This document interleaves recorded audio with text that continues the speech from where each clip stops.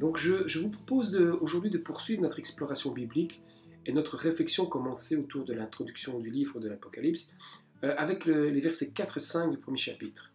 Alors, juste un petit rappel fondamental pour ceux qui prennent le train en route ou qui s'arrêtent occasionnellement sur cette vidéo. Il faut savoir que je ne me pose pas, et surtout pas en tant que spécialiste du livre de l'Apocalypse.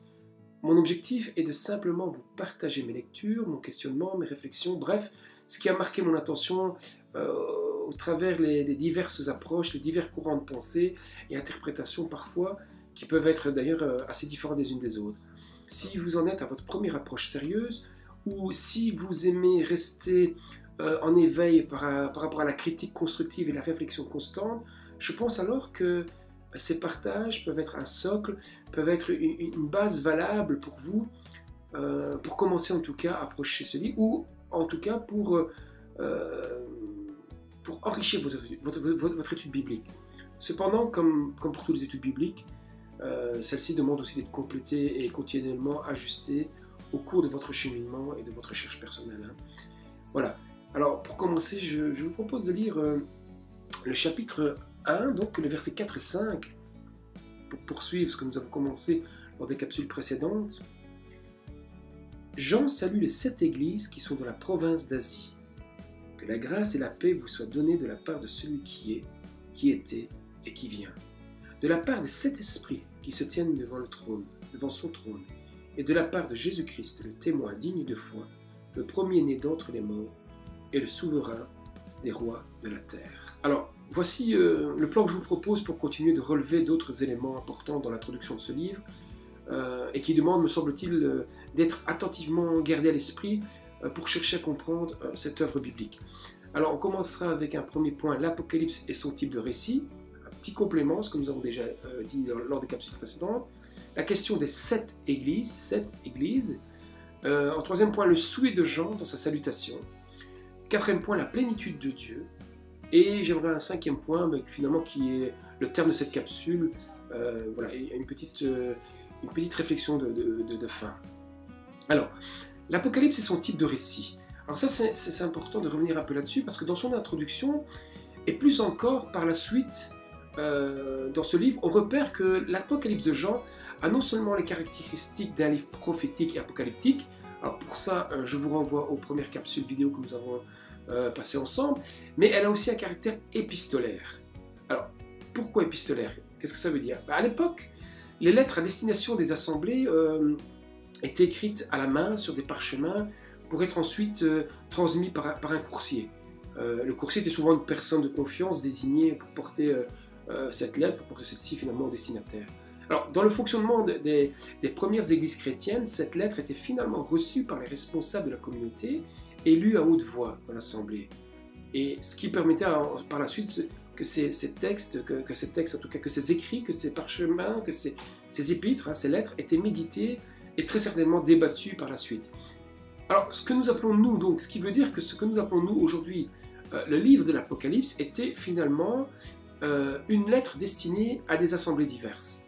Alors, très vite d'ailleurs, quand on va lire dans le chapitre 2, très vite dans le second chapitre, on s'aperçoit que très rapidement que cette lettre est composée dans son contenu de plusieurs épîtres destinées à diverses assemblées. Donc, c'est-à-dire que c'est une lettre composée de plusieurs lettres. Alors, ce qu'il faut aussi savoir et connaître pour connaître un peu la culture de l'époque, pour rentrer finalement dans cette ambiance et essayer de se mettre un peu plus au plus proche, de se mettre au plus proche en tout cas du contexte et de cette période dans laquelle se passe et s'écrit l'Apocalypse, il faut penser qu'à cette époque, ces lettres pouvaient être considérées aussi comme des lettres circulaires, c'est-à-dire des lettres qui pouvaient être partagées à d'autres communautés chrétiennes. Elles circulaient d'église en église, d'assemblée en assemblée. Pourquoi? Parce que les thématiques spécifiques abordées pour une assemblée particulière, finalement, pouvaient concerner et enseigner finalement d'autres chrétiens, voire même l'église dans son ensemble. Même si parfois ces lettres traitaient des cas spécifiques et personnels. Si vous voulez, ces lettres qui étaient données à une église traitaient des sujets, traitaient des situations particulières, mais qui pouvaient être aussi d'inspiration pour les églises et les assemblées avoisinantes, puisque finalement, un peu comme aujourd'hui, nous vivons tous dans la même société, il y a des questions transversales, il y a des préoccupations transversales. Et donc, un peu plus loin, nous verrons que cet épître ne fait pas exception, finalement à d'autres épîtres du Nouveau Testament. Alors, Wilcock écrira d'ailleurs « Ce que Jean écrit est pour la forme une lettre adressée à un groupe d'églises du 1er siècle, mais en fait, c'est un message qui s'adressait à tous les chrétiens, sans exception. »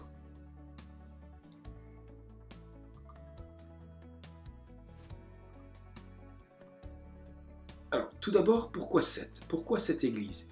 On peut se poser la question, mais pourquoi pas 3? Pourquoi pas 12? Est-ce que ça a du sens de se poser cette question? Alors, je vous rappelle ce que nous avions dit lors des capsules précédentes. Nous sommes, en lisant le livre de l'Apocalypse, nous entrons dans une vision et un langage prophétique biblique.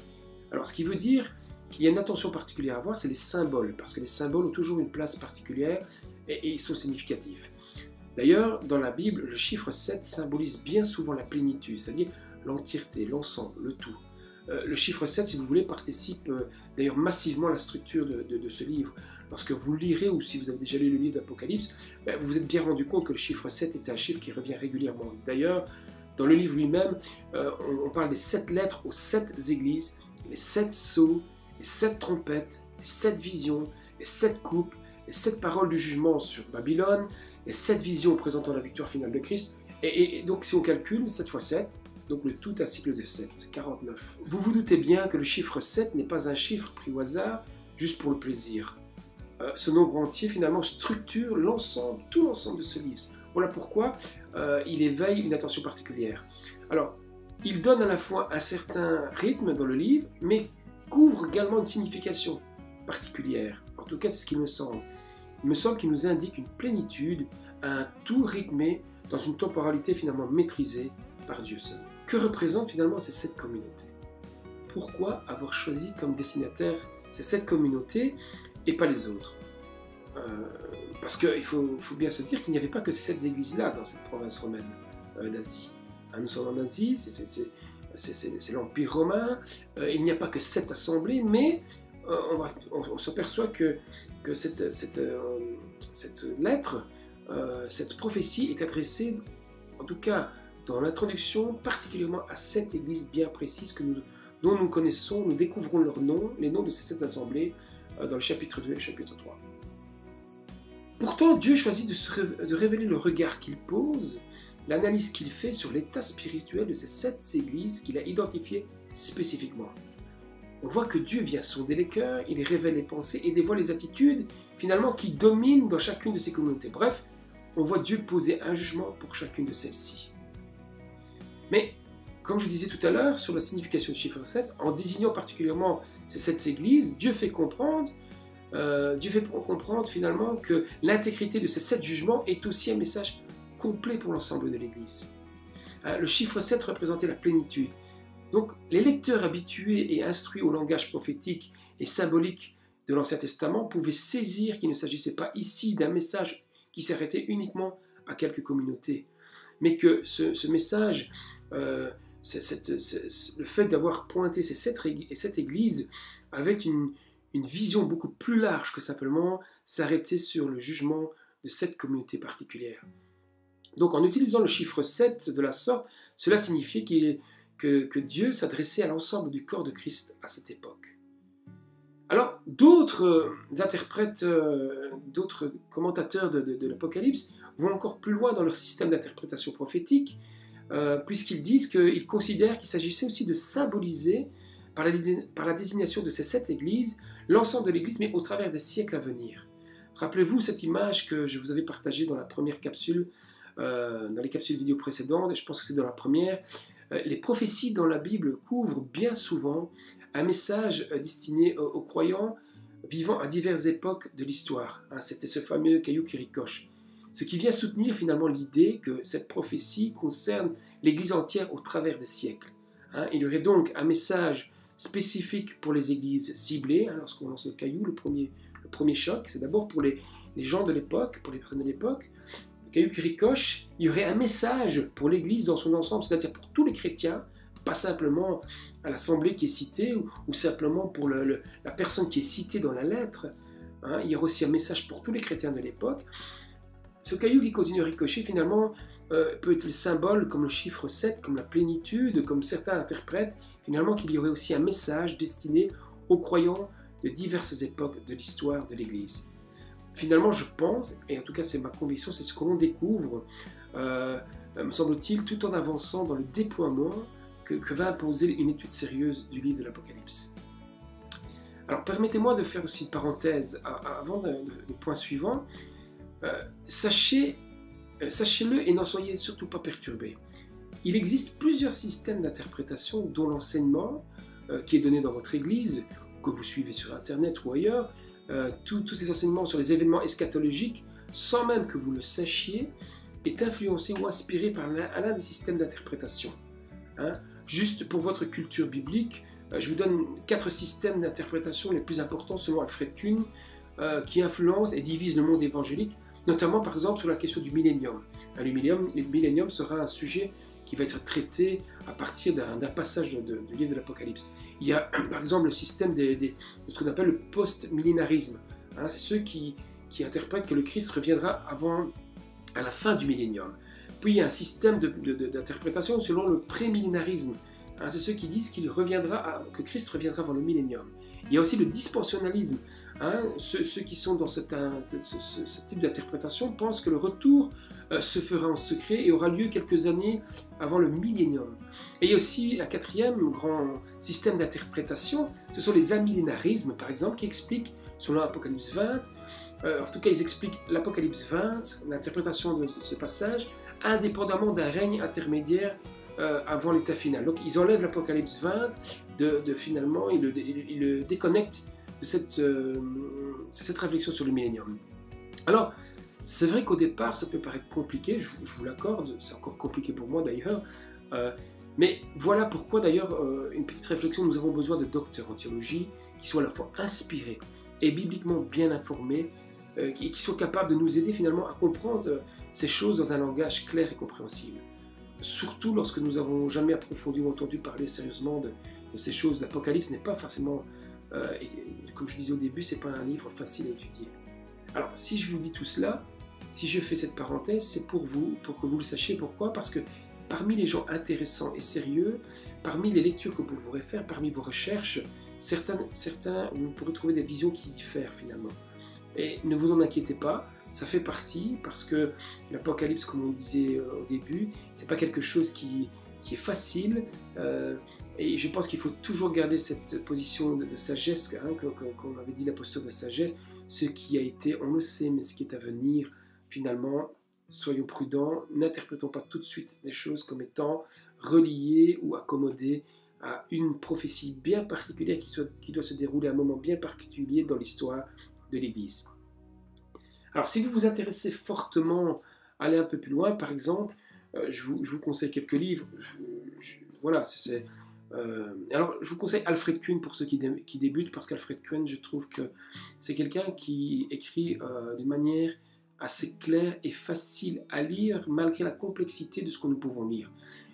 Il y a Alfred Kuhn, dans tous ses livres qu'il a fait sur l'introduction du Nouveau Testament, l'Apocalypse, édition Emmaüs, n'hésitez pas. Alors, si vous vous intéressez particulièrement au Millénium, il a écrit aussi Le Labyrinthe du Millénium, d'Alfred Kuhn. Alors il y a d'autres, Le Christ de l'Apocalypse par Jean Zurcher, qui est une interprétation particulière de l'Église adventiste aussi, chez qui il y a de très très bons théologiens, de très très bons exégètes aussi. Et alors il y a aussi, et ça existe pour toute la Bible, l'encyclopédie des difficultés bibliques par exemple, qui peut être une bonne aide pour ceux qui veulent vraiment approfondir le sujet. Alors je reviens à ce que j'ai juste auparavant, on va passer au point suivant, c'est que quant aux événements que nous vivons, alors je rappelle sans cesse cette posture de sagesse que nous devons avoir.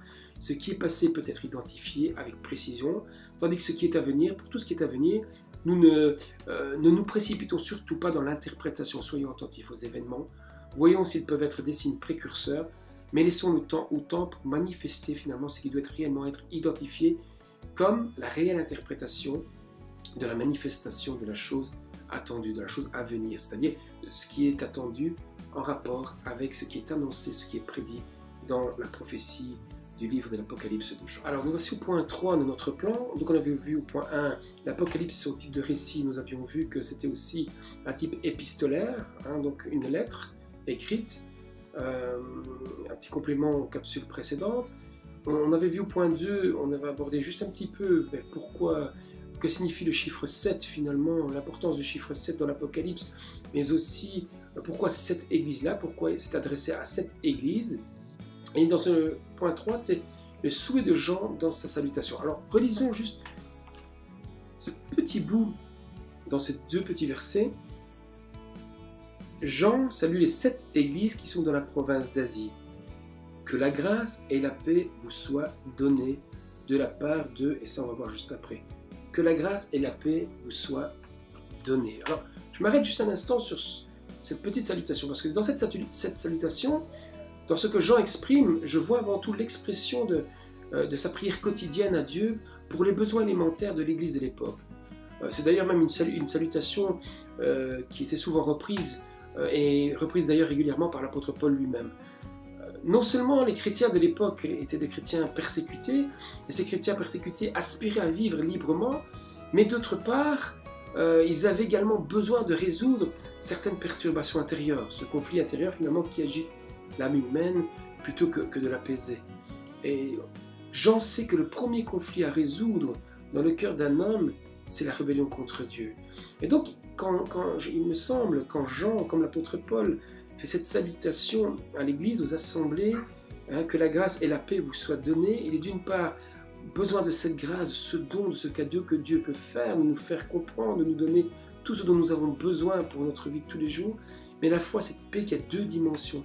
La paix physique, cette paix sociale et physique, celle qui tous ces conflits, tout ce qui obstrue ce pouvoir vivre ensemble et d'être libre de pouvoir vivre sa vie, mais aussi cette paix intérieure qui était finalement ce qui vient démolir et détruire l'âme d'un être humain. Alors, ces 2 besoins que nous n'élargirons pas ici parce que le texte ne fait que les énoncer, mais ces 2 points qui finalement traversent toute la Bible. La grâce et la paix sont des éléments vitaux pour vivre ici-bas, dans un environnement suffisamment bon pour notre âme. Nous avons tous besoin de la grâce de Dieu. Nous avons tous besoin de ces cadeaux, de ces présents que la vie nous fait. Et nous avons tous besoin de cette paix intérieure et cette paix sociale, cette paix environnementale, cette paix qui nous permet d'avoir un équilibre dans la vie. Alors, si nous savons, et ça c'est pas savant ce que je veux dire, mais si nous savons que la paix n'est pas suffisante pour résoudre un conflit, pour résoudre un problème, ça c'est certain. Mais cette paix est malgré tout une des premières marches nécessaires et essentielles pour bâtir et développer une vie personnelle et une vie sociale stable. Jean savait aussi que l'Église avait besoin de cette paix pour que les chrétiens puissent être stables dans leur foi, mais aussi pouvoir être stables dans leur vie sociale pour pouvoir poursuivre et continuer l'œuvre, continuer à ce que l'Église puisse se répandre. Et donc Jean de rappeler à ses auditeurs que cette grâce et cette paix, c'est Dieu seul qui peut l'offrir. Alors nous voilà maintenant arrivés au point 4, la plénitude de Dieu. Alors après avoir fait référence à une forme de plénitude de l'Église, Jean semble donc faire ici référence à Dieu également dans toute sa plénitude. Si pour l'Église nous avons vu que la plénitude s'expliquait au travers du chiffre 7, ici on va voir que c'est tout autre, c'est au travers de cette triunité finalement. Jean nous parle du Père, du Fils et du Saint-Esprit. Alors on pourrait se poser la question, mais pourquoi débuter et parler de Dieu dans toute sa plénitude, dans une introduction? Il faut savoir qu'à l'époque émergeaient de nouveaux courants de pensée religieux et philosophiques, notamment la gnose et le gnostique, mais pas que.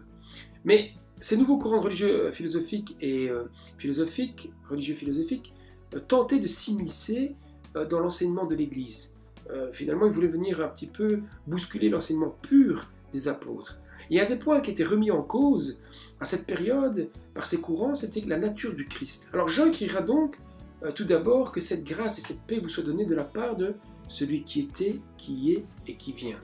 Dieu dans sa plénitude. Nous voyons le Père. Alors dit autrement et de manière un peu plus longue, finalement, que fait Jean? Jean, par son expression, il paraphrase le nom de Dieu qui avait été donné à Moïse en Exode chapitre 3, versets 13 et 15, rappelez-vous, quand Dieu va se présenter à Moïse, quand Moïse dira, mais comment je vais te présenter à mes frères israélites? Tu leur diras, je suis. Ou alors, autre traduction, je suis qui je suis, ou je suis celui qui est. Finalement, Jean fait tout de suite un retour à la source Et il veut démontrer qu'ici, on parle bien du Dieu d'Israël qui s'est révélé à notre ancêtre Moïse. C'est un peu comme si Jean disait, je ne vous parle pas d'un autre Dieu, il y a d'autres concepts parlant de Dieu autrement. C'est ce même Dieu qui a révélé à Christ cette prophétie que je vais vous dire et qui me l'a fait connaître. Celui qui est l'être, celui qui est l'éternel, qui n'a ni commencement ni fin, celui qui est l'essence de l'existence, celui qui connaît toutes choses, qui ne change pas. Ce même Dieu, le Père de la vie, est aussi celui qui est constamment présent. Donc, Jean veut démontrer en disant d'abord, en commençant comme ça, en disant, ce n'est donc pas au nom d'un Dieu philosophe, hors de ce que vivaient présentement dans ce monde les chrétiens de l'époque, mais bien le Dieu de l'histoire humaine, le Dieu d'Israël, c'est-à-dire l'auteur, le Père de l'existence de notre humanité, celui qui a donné accès à notre histoire et qui en est l'auteur. Alors, nous poursuivons, que la grâce et la paix vous soient aussi données de la part des 7 esprits. La question ici, c'est de savoir que sont ou qui sont ces 7 esprits, ou encore que représentent ces 7 esprits. Sachez tout d'abord qu'au cours de l'histoire chrétienne, il y a eu plusieurs interprétations qui ont été proposées à cette expression. Tout d'abord, la première est celle à laquelle j'adhère et à laquelle je pense que la majorité, une grande partie en tout cas des églises évangéliques chrétiennes protestantes adhèrent, c'est que ici ce passage représenterait les 7 esprits symboliseraient le Saint-Esprit dans toute sa plénitude, dans tout son rayonnement, dans toute sa puissance, dans toute sa force, dans toute sa grâce. Deuxième interprétation que l'on peut trouver, c'est aussi que d'autres pensent que ces 7 esprits, ce sont des anges, finalement, des anges puissants, les archanges, ou les anges de la face, comme certains les appellent. Et il y a aussi une troisième possibilité d'interprétation, c'est que certains combinent un peu les deux. Alors, pourquoi pencher plus personnellement sur la première possibilité? Pourquoi la plupart, beaucoup d'exégètes, en tout cas beaucoup d'auteurs et de commentateurs que j'ai lus, penchent plus vers le fait que ces 7 esprits représentent la plénitude du Saint-Esprit? Le premier point que je dirais, c'est que si nous restons dans une cohérence, dans une logique par rapport au texte lui-même, par rapport à ce deux petits versets, ce petit passage, rien que dans ce contexte-là, puisque Jean nous parle juste avant que la grâce et la paix vous soient données de la part de celui qui était, qui vient et qui... de la part de celui qui était, qui est et qui vient, qui est le Père. Juste après, nous allons voir que Jean nous parle du Fils. Dans la cohérence de la proclamation et de l'enseignement du Nouveau Testament, où Dieu est Père, Fils et Saint-Esprit, il y a une cohérence totale. Et donc on peut considérer, rien que par là, que Jean veut bien nous révéler en parlant des 7 esprits, qu'il est question de la plénitude du Saint-Esprit. Mais ce qui renforce encore plus cette position, c'est que le livre de l'Apocalypse lui-même, au chapitre 5, verset 6, un peu plus loin, il est dit que l'agneau, en l'occurrence Jésus, a les 7 esprits de Dieu. Ce qui colle bien avec les Écritures qui mentionnent que Jésus possède l'Esprit Saint sans mesure. Et alors on peut aussi ajouter et renforcer cette idée avec Ésaïe chapitre 11 verset 2, et on sait que Jean a une connaissance et que tout le livre de l'Apocalypse fait un aller-venu avec les textes de l'Ancien Testament, notamment Zacharie, Ésaïe et bien d'autres. Et on peut dire que la raison supplémentaire est finalement, et qu'elle n'est pas des moindres, et que certains exégètes appuient d'ailleurs cette interprétation, c'est que la prophétie, entre autres, annoncée par Ésaïe chapitre 11 verset 2, est une prophétie qui concerne d'ailleurs l'Esprit qui viendra dans toute sa plénitude et qui reposera sur le Messie, dit ceci, et beaucoup le connaissent déjà. L'Esprit de l'Éternel reposera sur lui, donc sur le Messie, et donc Jésus-Christ, en l'occurrence pour les chrétiens, esprit de sagesse et d'intelligence, esprit de conseil et de force, esprit de connaissance et de crainte de l'Éternel. Ici, on voit déjà six caractéristiques de la plénitude du Saint-Esprit. La sagesse, l'intelligence, le conseil, la force, la connaissance, l'Éternel.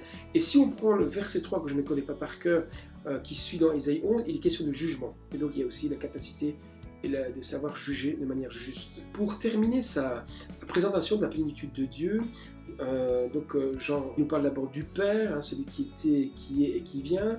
Il nous parle du Saint-Esprit dans toute sa plénitude, en prenant ce symbole qui reviendra d'ailleurs ailleurs dans la prophétie, les 7 esprits.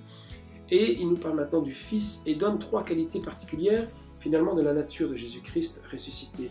Il dit d'abord qu'il est le témoin digne de foi. D'autres traductions diront le témoin fidèle.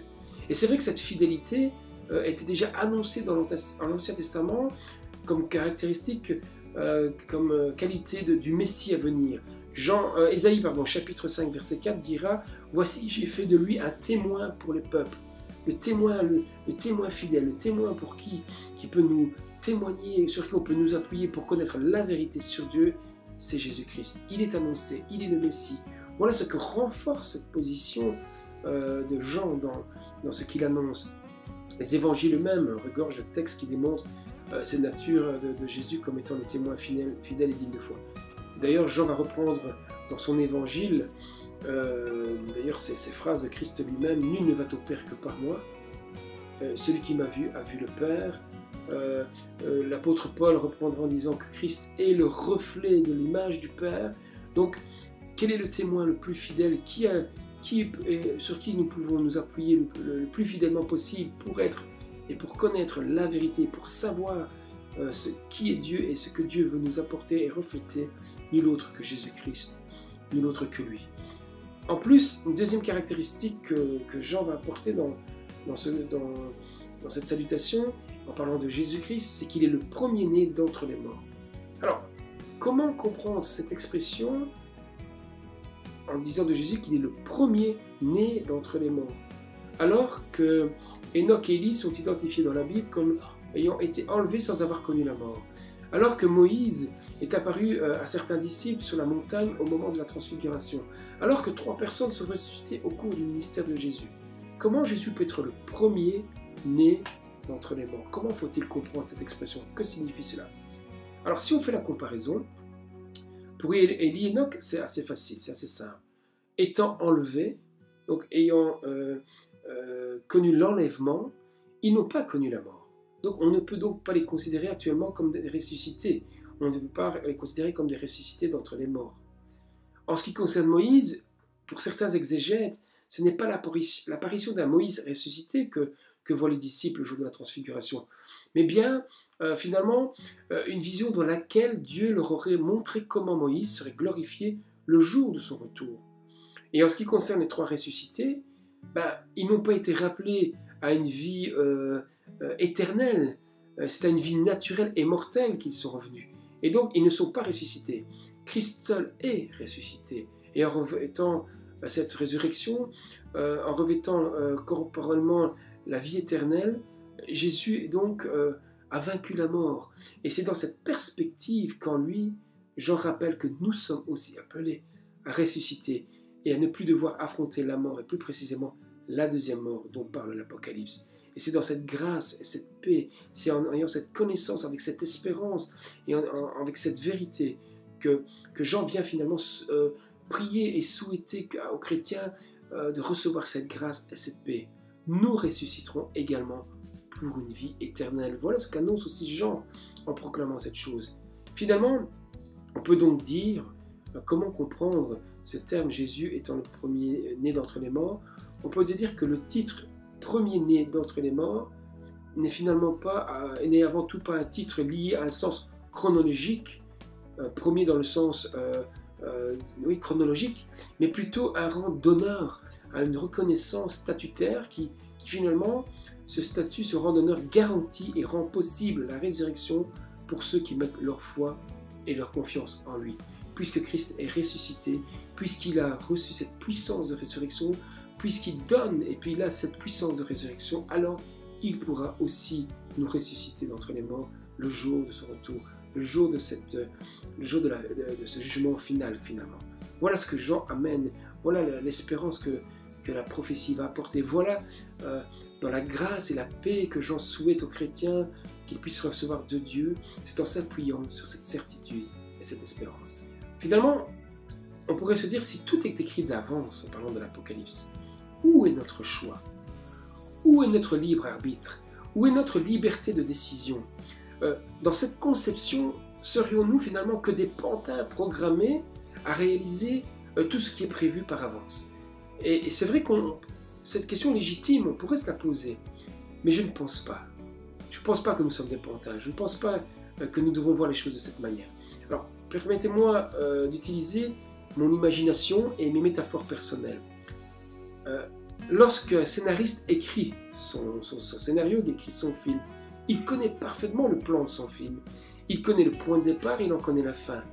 Mais au moment où il va créer ce film, au moment où ça va être filmé, au moment où le film se met à être capté, il laisse une part, on laisse toujours une part de liberté de jeu individuelle aux acteurs. Eh bien, et pourtant, au bout du compte, c'est au montage final que va s'articuler l'œuvre qui a été pensée par le scénariste avec l'œuvre qui a été jouée avec une certaine liberté par les acteurs. Je pense qu'il faut voir un peu ce fait que nous savons que l'Apocalypse annonce certaines choses à venir et en même temps que l'homme a gardé cette liberté que Dieu donne. Pour aller un peu plus loin, si on tient compte des différentes caractéristiques de Dieu, qui sont les suivantes, si on dit que Dieu est omniscient, Dieu est omnipotent, Dieu est omniprésent, il y a dans la question de l'omniscience de Dieu, c'est-à-dire le fait qu'il connaît toutes choses par avance, qu'il peut donc révéler ce qui est à venir, ce qu'il annonce comme devant arriver. Finalement, ce qu'il annonce comme devant arriver n'est pas une volonté personnelle d'induire de la souffrance ou des catastrophes, mais bien plutôt d'avertir ce qui arrivera, puisqu'il connaît les choses à venir. L'omniscience de Dieu, l'annonce de la prophétie n'a pas pour but de nous faire subir et nous imposer, mais le fait de savoir ce qui va arriver, et d'en avertir pour pouvoir finalement rester en confiance et en espérance par rapport à Dieu. Et le deuxième point, c'est la question que Dieu est omnipotent. Il y a la question du plan déterminé et la liberté des acteurs qui nous renvoient à l'omnipotence de Dieu. Hein, je vous disais tout à l'heure, juste avant, dans mon image, finalement, il y a le plan qui est déterminé par avance, on sait d'où on part, où on va, et puis il y a cette liberté des acteurs qui vont jouer finalement le scénario qui a été imaginé et pensé. Et ça nous renvoie finalement peut-être à une manière de concevoir, d'essayer de tenter de comprendre l'omnipotence de Dieu dans cette manière de faire avec l'homme, dans cette manière de vouloir révéler à l'homme certaines prophéties. Dieu laisse une part de liberté à l'homme dans ses décisions, dans sa façon de vivre, sa courte vie sur terre, mais pour l'histoire de l'humanité, Dieu imposera sa fin comme il l'a prévu. Nous avons une forme de liberté, mais pour le bien de l'humanité, Dieu sait où il veut aller et où il ira.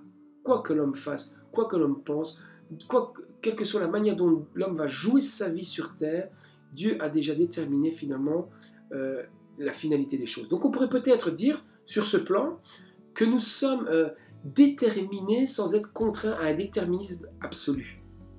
Je répète, nous sommes déterminés sans être contraints finalement à un déterminisme absolu. C'est pour paraphraser un petit peu l'apôtre Paul, je dirais, toute chose finalement concourt au bien final de l'humanité. Toute chose concourt au bien final de l'humanité. Voilà un peu comment on peut comprendre aussi toute l'omnipotence de Dieu. Et comment on peut comprendre aussi qu'on a quand même une part de liberté tout en sachant qu'il y a des choses qui vont se réaliser. Et alors il y a aussi le troisième point, si on considère aussi que l'omniprésence de Dieu, son omniprésence fait finalement qu'il est là, dans le présent, et accompagne les acteurs et veille aux séquences, tout en veillant finalement aux conséquences inévitables de son scénario. Hein, si je reprends l'image de tout à l'heure, présent et partout, il est celui qui est toujours là. Dieu n'est pas ailleurs que dans le présent. La Bible déclare que Dieu est le Dieu des vivants et non le Dieu des morts. Nous pouvons donc toujours placer notre foi en lui. Je vous souhaite vraiment de trouver de bons compagnons de route avec qui vous pourrez connaître un véritable échange, un échange vrai, sincère, un échange possible, un véritable partage de l'expérience et à la fois un véritable partage de l'expérience de l'étude de la parole de Dieu. C'est ce qui m'est arrivé de mieux dans ma vie, c'est ce que je recherche sans cesse, car ce qui m'a apporté le plus, c'est vraiment ce partage du pain spirituel, le partage de la parole de Dieu, qui n'est pas simplement le fait que quelqu'un parle à notre écoute, mais le fait que chacun, nous avons reçu la capacité de penser, de méditer la parole et de nous l'échanger les uns aux autres. Voilà, je vous souhaite à très bientôt et j'espère soit pour la suite ou pour autre chose. À bientôt.